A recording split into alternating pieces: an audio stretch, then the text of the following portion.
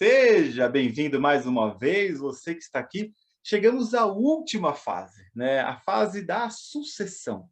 E o que a gente vai aprender com essa fase? Tem muita coisa importante que eu preciso compartilhar com você nessa fase. Sabe por quê? Tem um ditado que diz que nem rei e nem papa da morte escapa. O que significa isso? Que a morte é a única certeza que nós temos na vida. Uma hora, todos nós, eu, você, nós vamos partir. Sei que esse é um tema muito delicado para muitas pessoas e por isso eu quero pedir licença para falar com você sobre este assunto. Nós devemos pensar e planejar desde sempre a nossa sucessão. Sabe por quê? A gente não sabe exatamente qual vai ser o dia da nossa morte, né? E a morte não é um privilégio de alguns que estão longe e nem muito menos de idosos. Né? Só quando eu estiver velhinho vou pensar nisso. Infelizmente, eu já acompanhei muitos funerais de adultos e até de jovens. E eu preciso te dizer uma coisa muito importante. Morrer custa muito caro. Desde a fase do sofrimento, é crucial que você pense em possibilidades que viabilizem a sucessão do seu patrimônio para seus filhos, para seus parentes, entes queridos ou pessoas próximas a você. Para isso, a gente já pode utilizar vários instrumentos, que eu vou explicar para você um pouquinho de cada um deles aqui, seguro de vida, previdência, holding, fundos fechados, até que você possa identificar o que é melhor para você e para que nós possamos chegar em paz nessa última fase da nossa vida, que é a sucessão. Então, se você quer saber um pouco mais sobre cada um desses instrumentos, vem comigo que eu vou te explicar aqui. Mas antes, queria causar assim uma reflexão, né? Queria trazer uma reflexão para você. Quero introduzir esse tema trazendo uma profunda reflexão. Você sabe qual é o sentido da vida? Já parou para pensar exatamente o sentido da vida? Para muitos filósofos, aqui numa uma característica só minha, para muitos filósofos, o sentido da vida é a morte. Sabe por quê? Quanto mais consciência você tem da sua morte, mais sentido você dá, mais valor você dá para a sua vida. Existem pelo menos aqui três verdades sobre esse sentido da vida que eu queria internalizar em você, eu queria compartilhar com você para que pudesse refletir.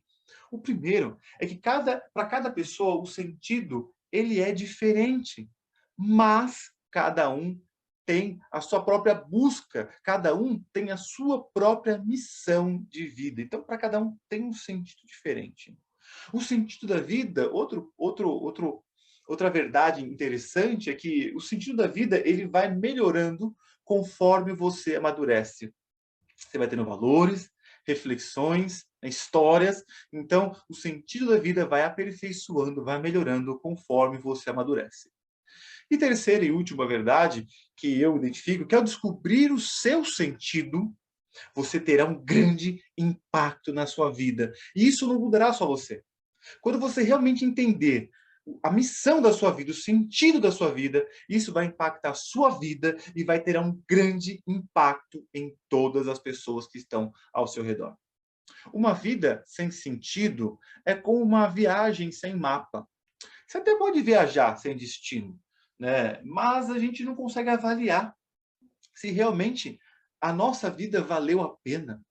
Por mais que eu não queira, e nem você queira pensar sobre a morte, acredite, infelizmente, um dia, eu e você, nós vamos morrer. Né? E uma das provocações e motivações pelas quais eu faço esses treinamentos, que eu escrevo no meu blog, é essa consciência da minha morte. E a consciência da missão da minha vida de educador financeiro, de poder contribuir com a sua vida para que você tenha uma vida melhor. Né? Então, esse é um ponto, para mim, muito importante. Então, uma das coisas que poucas pessoas sabem sobre mim também, por exemplo, falando aqui sobre morte, é que um dos meus despertares para a minha vida financeira, sabe onde é que foi? Foi no velório da minha família. Foi em um dos velórios. Eu venho de uma família muito grande, né? Nossa família é grande e é muito humilde. Então, família grande, assim, ir a velórios é algo muito comum para nós desde pequeno. Então, nós sempre íamos a velório, meus pais sempre me levaram a velório sem problema algum. E eu sempre fui, desde que eu me lembro, eu sempre fui muito observador. Eu gosto de observar pessoas, observar as situações, para que eu possa extrair lições de sabedoria. Eu gosto de observar e, assim, como posso me comportar diante daquela situação? Como eu me comportaria diante daquela situação? Certa vez, em um velório da minha família, teve uma situação que me constrangeu bastante. Enquanto o corpo, né, estava sendo velado, lembro como se fosse hoje, né, eu vi um dos nossos parentes próximos passando e conversando com as pessoas que estavam ali na sala. Sabe para quê? Para pedir dinheiro para conseguir pagar o enterro. Pois é isso mesmo que você ouviu. Ele estava ali recolhendo dinheiro para conseguir pagar o enterro, ter as despesas do enterro. E aquilo, na ocasião, me causou um grande espanto e constrangimento, porque eu não sabia que tinha que pagar para ser enterrado, né? E veja bem que era um momento de luto, né? E ter a preocupação de como pagar as despesas, né? Onde que vamos arrumar o dinheiro para enterrar alguém? Nossa, e pasme, né? E não era um velório chique, né? Nada disso, não. Era um velório em cemitério público. Mas, mesmo assim, mesmo sendo um cemitério público, você tem que comprar caixão, tem colocar lá a mármore, né, a plaquinha, enfim, tem algumas despesas, flores, algumas coisas nesse sentido.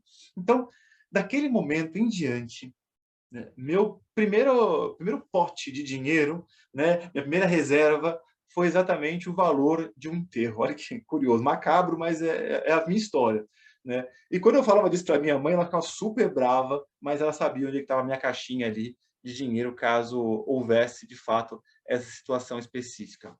Falando ainda sobre família e velório, conta uma história que no velório do homem mais rico do mundo da sua época, que era John Rockefeller, um repórter chegou próximo do seu contador ali e perguntou: "Ei, quanto é que Rockefeller deixou?"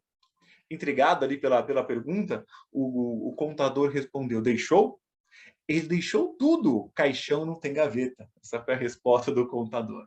De fato, caixão não tem gavetas, e por isso que a gente precisa preparar a nossa família, ou as pessoas que estão próximas a nós, para essa situação, porque isso pode acontecer a qualquer momento. E a título de curiosidade, se você é assim curioso como eu, vai dar uma pesquisada aí, você vai ver que Rockefeller, quando faleceu, ele foi em 37, 1937 que ele faleceu. A fortuna dele era de 1,4 bilhões de dólares, o que na época representava praticamente 2% de todo o PIB americano, de toda a riqueza dos Estados Unidos. Se a gente ajustar mais ou menos a valores atuais, de dias atuais, Rockefeller seria dono de uma fortuna de 418 bilhões de dólares, praticamente o dobro que Elon Musk, por exemplo, que hoje é o homem mais rico do mundo com 277 bilhões.